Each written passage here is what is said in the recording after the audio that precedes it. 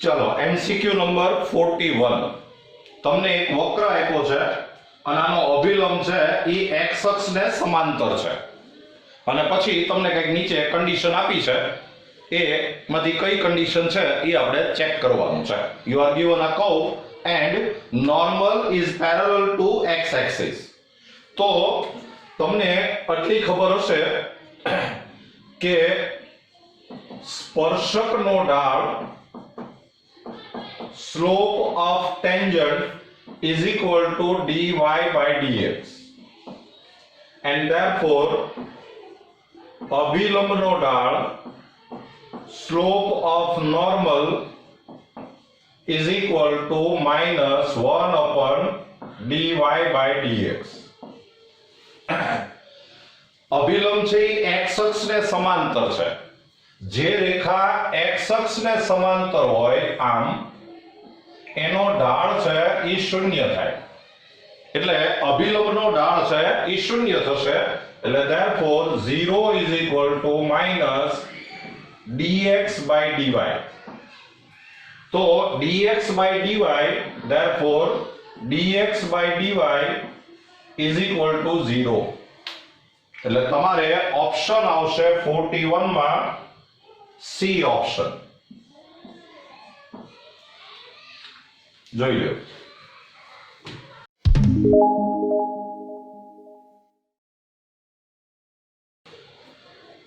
ચલો MCQ number 41 x is equal to અને y is equal to આપ્યું છે. પ્રચલ સમીકરણ આપેલા છે અને તમારે 2 - 1 બિંદુ આગળના સ્પર્શકનો ઢાળ શોધવાનો છે. You are given parametric equation and you have to find slope of tangent at point 2 - 1. તો સૌથી પહેલા તમને x is equal to t² plus 3t minus 8 આપ્યું છે. સ્પર્શ બિંદુનો એક્સિયમ 2 છે એટલે 2 is equal to t² plus 3t minus 8 and therefore t² plus 3t minus 10 is equal to 0 and therefore 5 to the 10 એટલે t plus 5 into t minus 2 is equal to 0 and therefore t is equal to minus 5 or t is equal to 2. હવે તમને y is equal to 2t² minus 2t minus 5 આપેલું છે. y coordinate -1 છે તો therefore -1 is equal to 2t² minus 2t minus 5. તો આ થયું 2t² minus 2t minus 4 is equal to 0. 2 common લ્યો એટલે આ થાય t² minus t minus 2 is equal to 0. And therefore 2 ones are 2 let t minus 2 t plus 1 is equal to 0 and therefore t is equal to 2 or t is equal to minus 1. હવે તમને જે આ x યામ અને y યામ આપ્યો છે x coordinate અને y કોઓર્ડિનેટ એની ઉપરથી જે આપણે t ની વેલ્યુ શોધી તો બેયમાં જે કોમન વેલ્યુ હોય ઈ વેલ્યુ આગળ તમારે સ્પર્શકનો ઢાળ શોધવાનો છે. બેમાં જે કોમન વેલ્યુ હોય ઈ વેલ્યુ આગળ તમારે સ્લોપ ઓફ ટેન્જન્ટ શોધવાનું છે. તો અત્યારે આ t is equal to 2 બેમાં કોમન છે. ચાલો હવે આની ઉપરથી આપણે dx by dt શોધીએ તો dx by dt is equal to 2t plus 3 પછી dy by dt શોધીએ તો dy by dt is equal to 4t minus 2 અને હવે dy by dx is equal to dy by dt upon dx by dt. તો dy by dt એટલે 4t minus 2 upon dx by dt એટલે 2t plus 3. અને હવે તમે t = 2 મૂકો તો therefore dy by dx at t = 2 આમાં t = 2 મૂકો એટલે આ થાય 8 - 2 upon અહીંયા 2 મૂકો એટલે 4 + 3 એટલે આન્સર આવે 6/7. તો આ તમને સ્પર્શકનો ઢાળ મળી ગયો. તમને જેણે પૂછ્યું છે m = 6/7 એટલે તમારો આન્સર આવશે 41 માં બી ઓપ્શન. અને સોરી આ જે એમસીક્યુ છે એ 41 નથી પણ 42 છે. આ 42 છે. જોઈ લો.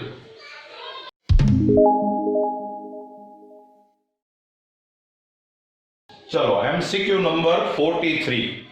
તમને એક વક્ર આપ્યો છે અને 0 1 બિંદુ આગળનો અભિલંબ અક્ષો સાથે જે ત્રિકોણ બનાવે એ ત્રિકોણનું ક્ષેત્રફળ શોધવાનું છે. You are given a curve and normal makes a triangle with axis and you have to find area of this triangle. આ અભિલંબ છે અને અભિલંબ અક્ષો સાથે જે ત્રિકોણ બનાવે એનું ક્ષેત્રફળ શોધવાનું છે. સૌથી પહેલા આપણે અભિલંબનું સમીકરણ શોધશું. તો એના માટે આ જે y આપ્યું છે એની ઉપરથી પહેલા તો dy by dx is equal to e raised to 2x પછી 2x નું 2 અને plus 2x and therefore dy by dx at 0 1 તો આમાં x is equal to 0 મૂકો એટલે આ થાય 2 plus 0 તો is equal to 2. તો આ સ્પર્શકનો ઢાળ થયો and therefore અભિલંબનો ઢાળ slope of tangent slope of normal is equal to -1/2 અને therefore અભિલંબનું સમીકરણ y - y1 is equal to m into x minus x1 equation of normal and therefore y minus 1 is equal to -1/2 x minus 0 and therefore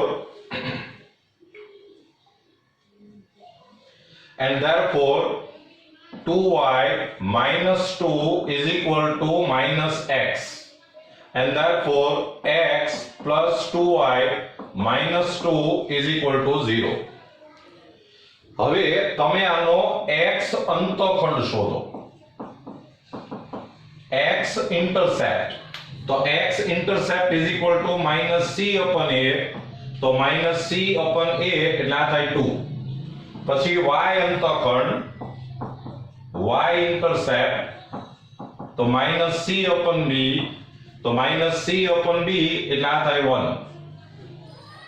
તો આ જે length છે એ x અંતઃખંડ જેટલી થાય 2 અને આ લેન્થ છે એ y અંતઃખંડ જેટલી થાય 1.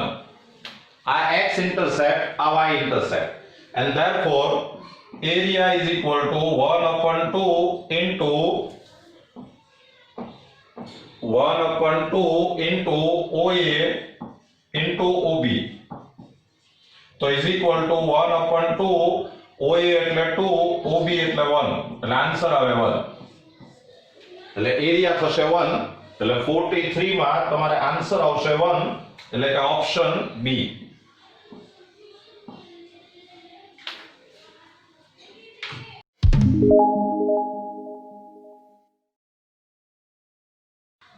ચલો એમસીક્યુ નંબર 44. તમને એક વક્ર આપ્યો છે. આ વક્ર ઉગમ બિંદુમાંથી પસાર થાય છે અને આ વક્રના x -1 અને x 2 આ બે બિંદુ આગળના સ્પર્શકો x અક્ષને સમાંતર છે અને તમારે ABC ની કિંમત શોધવાની છે. You are given a curve is passing through origin and normal at x -1 and x 2 is parallel to x axis and you have to find value of a b and c. તો સૌથી પહેલા આ curve છે એ 0 0 માંથી pass થાય છે, એટલે 0 0 વડે આ સમીકરણ સંતોષાવવું જોઈએ. તો એ તમે વેલ્યુ મૂકશો તો 0 = 0 + 0 + 0 + c, and therefore c = 0.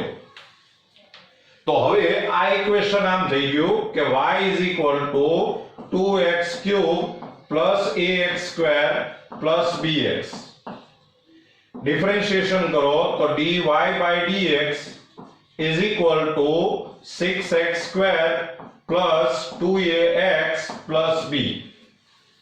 અને હવે આમાં x = dy/dx at x = -1, આમાં -1 મૂકો એટલે આ થાય 6 - 2a + b. અને સ્પર્શક છે એ x અક્ષને સમાંતર છે એટલે એનો ઢાળ છે એ શૂન્ય થાય. Tangent is parallel to x axis and therefore slope is 0. So therefore 6 - 2a + b = 0, and therefore -2a + b + 6 = 0. આ નંબર 1. પછી dy/dx at x = 2. આમાં x = 2 મૂકો 2 તો આ 4 એટલે 24 + 4a, આમાં 2 મૂકો એટલે અને + b. આ સ્પર્શક પણ x અક્ષને સમાંતર છે એટલે ઢાળ શૂન્ય થાય, slope is 0, and therefore 0 = 24 + 4a + b, and therefore 4a + b + 24 = 0. આ નંબર 2. -2a + b + 6 = 0. આ નંબર 1. આ બેને આપણે માઈનસ કરીએ એટલે આ પ્લસ માઈનસ માઈનસ તો આ થાય 6a, આ b cancel, + 18 = 0, and therefore a = -3. a = આમાં મૂકી દો એટલે આ થઈ જાય 6 + b + 6 = 0, and therefore b = -12. So a = -3, b = -12 and c = 0. એટલે તમારો આન્સર આવશે 44 માં -3 -12 0, એટલે કે બી ઓપ્શન તમારો આન્સર છે.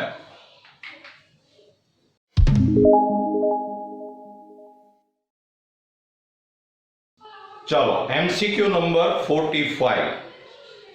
તમને એક વક્ર આપ્યો છે. આ વક્ર y અક્ષને જે બિંદુએ છેદે એ બિંદુએ સ્પર્શકનું સમીકરણ શોધવાનું છે. You are given a curve and curve intersect y axis at P and you have to find equation of tangent at point P. તો આપણે સૌથી પહેલા આ P ના યામ શોધવા જોઈએ, P ના કોઓર્ડિનેટ શોધવા જોઈએ. અને P ના યામ શોધવા માટે એ y અક્ષ ઉપર છે એટલે ત્યાં x યામ 0 હોય. તો આજે તમને ઇક્વેશન આપ્યું છે એમાં x = 0 મૂકો તો therefore y આમાં x = 0 મૂકશો તો y = b આવશે, e⁻0 એટલે 1 થાય. તો આ જે p પોઈન્ટ છે એના કોઓર્ડિનેટ થયા 0b, એટલે therefore p 0b. અને હવે આનું વિકલન કરો dy/dx = b કોન્સ્ટન્ટ છે e⁻x/a, અને -x/a નું થાય -1/a, and therefore dy/dx at 0b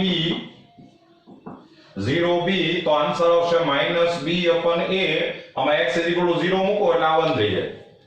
તો આ તમને સ્પર્શકનો ઢાળ મળ્યો, tangent, slope of tangent. And therefore સ્પર્શકનું સમીકરણ y - y1 = m × x - x1, equation of tangent, and therefore y minus y1 is equal to b, m એટલે minus b upon a into x minus x1 is equal to 0. And therefore ay minus ab is equal to minus bx.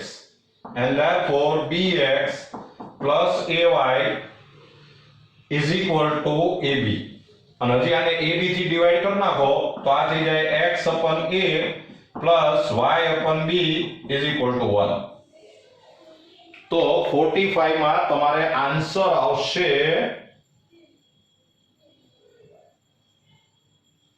Option D.